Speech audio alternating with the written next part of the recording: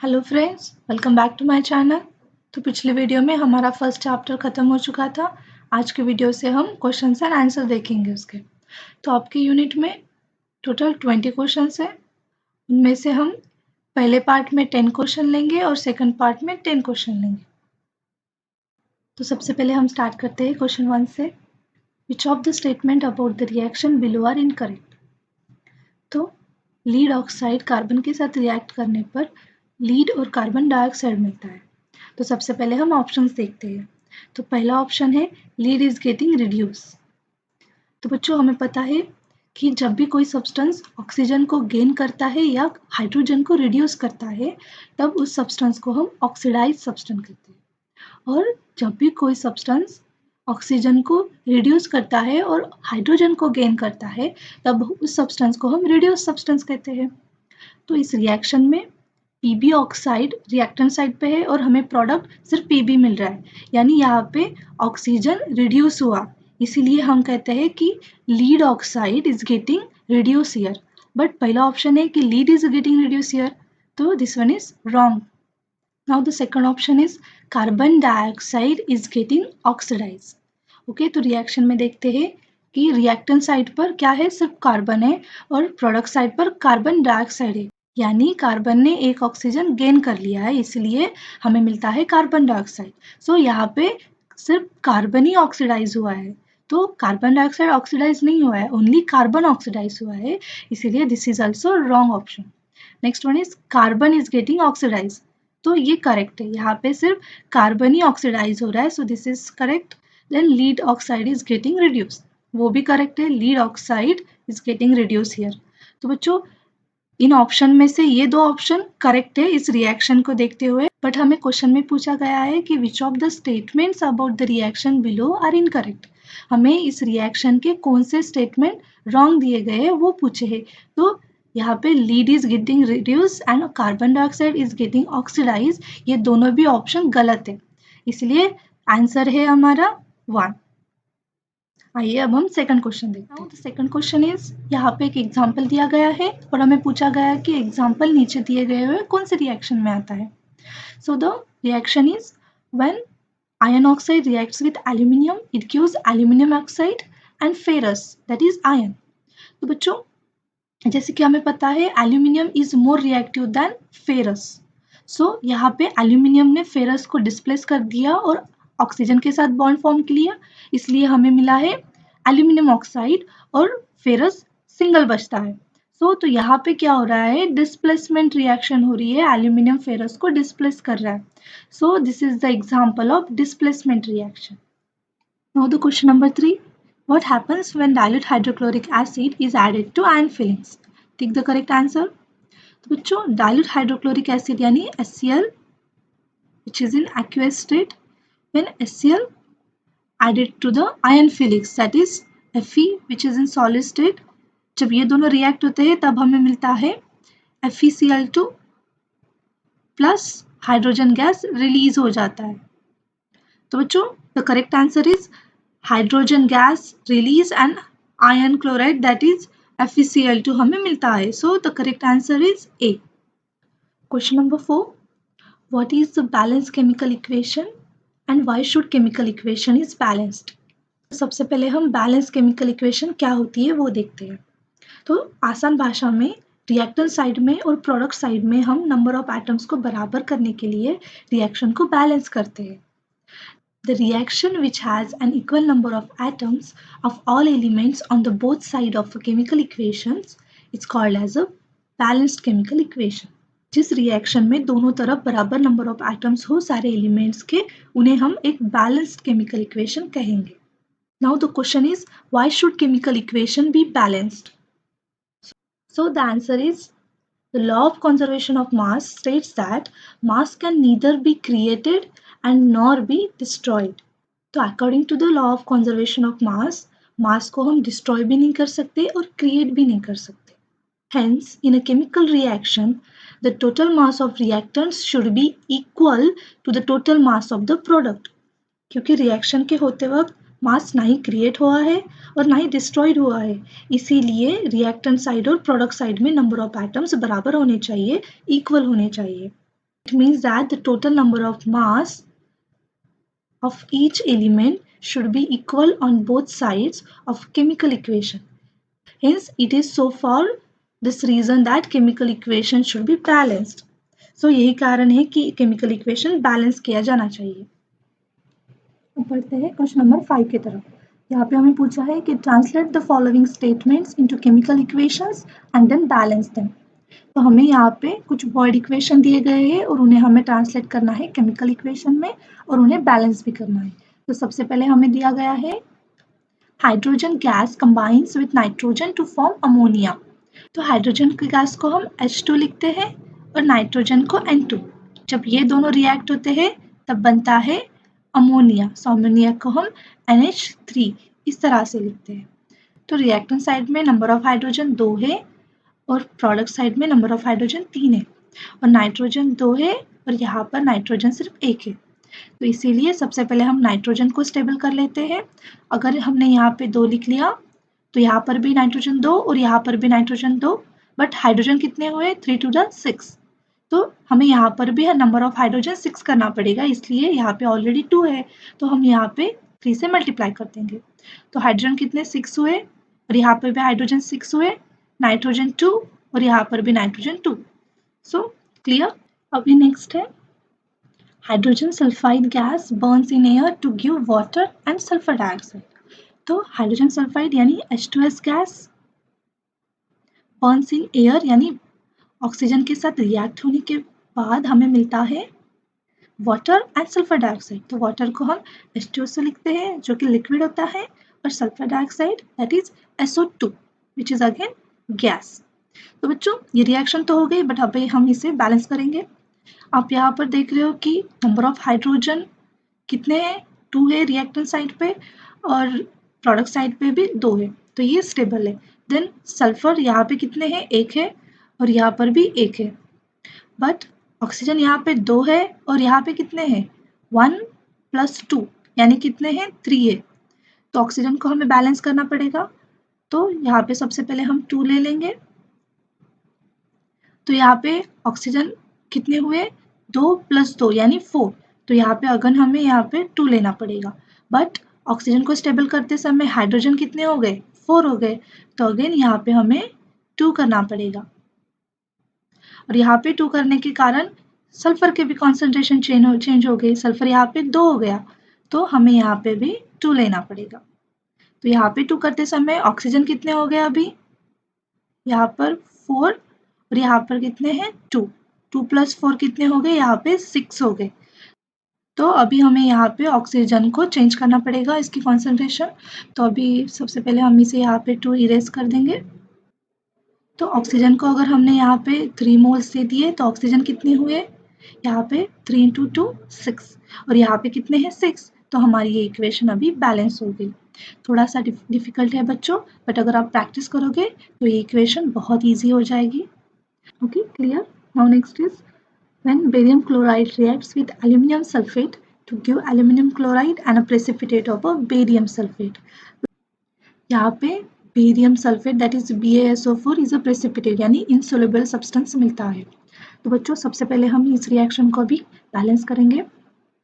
तो यहाँ पे आप देख सकते हो कि बेरियम 1 है, यहाँ पर भी 1 है, क्लोरीन कितने हैं 2, यहाँ पे 3, देन एल्यूमिनियम यहाँ पे 2 है, यहाँ पे 1 ही है एंड सल्फेट कितने यहाँ पे 3 है और यहाँ पर 1 ही है.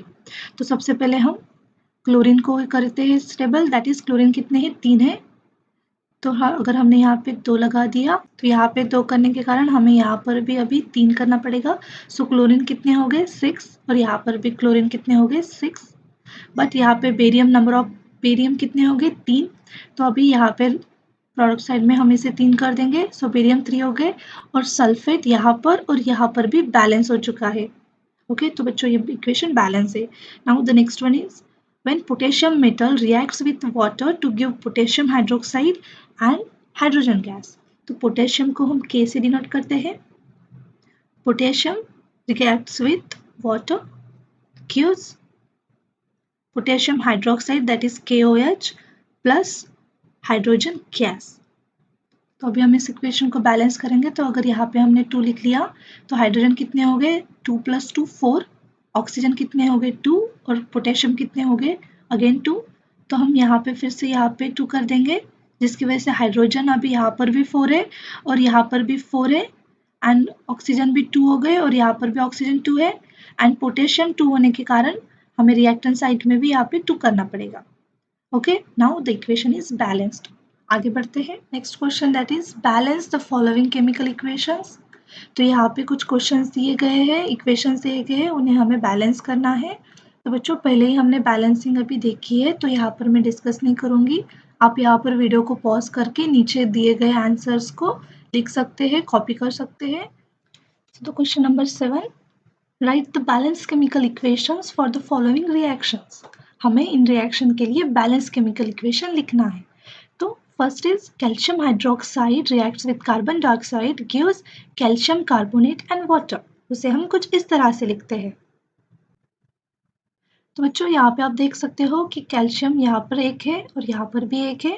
ऑक्सीजन यहाँ पर 2 + 2 यानी 4 है और यहाँ पर 3 + 1 यानी 4 है, वो भी बैलेंस्ड है। हाइड्रोजन कितने हैं 2 है और यहाँ पर भी हाइड्रोजन 2 है। यहाँ पर कार्बन सिर्फ एक है और यहाँ पर भी कार्बन एक ही है। तो ये इक्वेशन बैलेंस्ड इक्वेशन है। Now the next is zinc reacts with silver nitrate gives zinc nitrate plus silver. तो इसे हम कुछ इस तरह से लिखते हैं। नाउ नेक्स्ट 2 इक्वेशंस को मैं स्किप कर देती हूँ, मैं डायरेक्टली यहाँ पे इक्वेशन आपको लिख के दूंगी और आप इसको वीडियो को पॉज करके लिख सकते हो।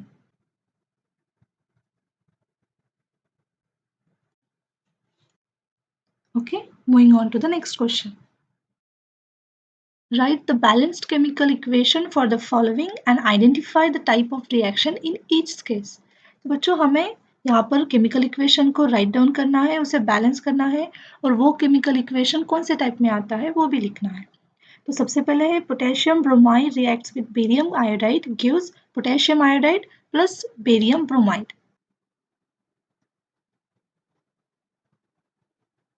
सो यहाँ पर पोटेशियम आयोडीन के साथ रिएक्ट हो रहा है और बेरियम ब्रोमाइड के साथ रिएक्ट हो रहा है। सो यहाँ पर डबल डिस्प्लेसमेंट हो रहा है यानी म्यूचुअल एक्सचेंज हो रहा है दो कंपाउंड के बीच में।